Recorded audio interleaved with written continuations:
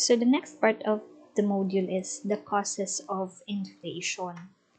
Okay, so here, an increase in the supply of money is actually the root of inflation. Though this can play out through different mechanisms in the economy. Okay, so money supply can be increased by the monetary authorities as mentioned in our previous video lecture, either by printing and giving away more money to the individuals, or by legally devaluing, or this is by means of reducing the value of the legal tender or currency. Okay, or by loaning new money into the existence as reserve account credits through the banking system, by purchasing government bonds from banks on the secondary market, or this is another way of increasing also the supply of money in the economy. So in all such cases of money supply increase, the money loses its purchasing power. So the mechanisms of how this drives inflation can be classified into three types. So these are the three theories. Okay, the first one is the demand pull effect.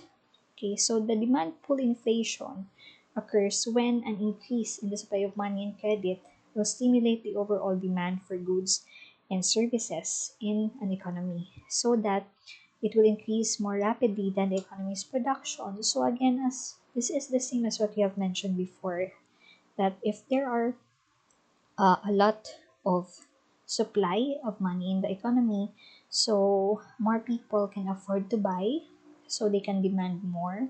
However, our supply is limited, so therefore the result will be to increase the prices of those goods, and eventually the effect of that is the value of the money, or the purchasing power of the money will decrease. Okay, so that because of the demand, okay, inflation occurred. Okay, but again, the root cause of this is that there are a lot of money that is present in the economy. So this increases the demand and leads to price rises. This is actually what we've mentioned earlier, okay, of the demand pull effect as the cause of inflation. So with more money available to individuals, positive consumer sentiment leads to higher spending. Okay, and this increases the demand pulls of the prices to become higher. So it creates a demand supply gap with higher demands and less flexible supply, which results in higher prices. Okay, the second cause of inflation is the cost push effect. So for the cost push inflation, this is a result of the increase in prices working through the production process of the input. So here, when additions to the supply of money and credit are channeled into the commodity or other asset markets, especially when this is accompanied by a negative economic shock to the supply of commodity, so the cost for all kind of intermediate goods arise or rises. Okay, what do we mean by intermediate goods? Intermediate goods are like uh, inputs that are placed in process and not yet finished.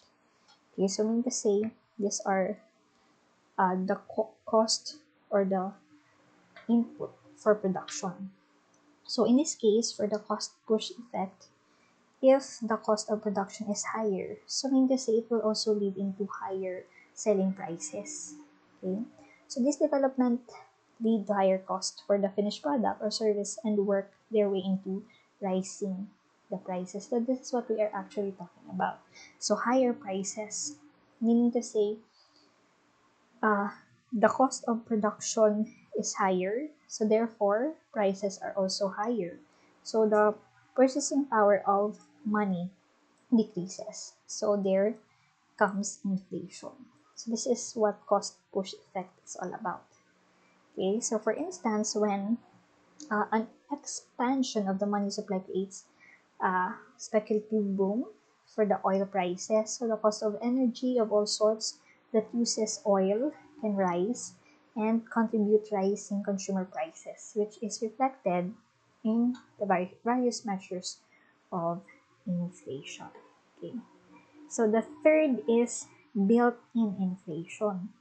So built-in inflation is related to adaptive expectations. Okay, the idea is that people expect current inflation rates to continue in the future. So as the price of goods and services rises still, workers and others come to expect that they will continue to rise in the future with a similar rate and demand more costs or wages to maintain their standard of living. Okay, so this is actually what is happening in the case where the price of the commodities or goods or services are rising. So the workers are complaining about their salary and they are demanding for a pay rise. Okay, so that they will be able to maintain their standard of living. So their increased wages will result in higher cost for production because the employers will pay more. Okay, and this wage price spiral continues as one factor that induces other and vice versa. So it will increase the cost of production, and there are also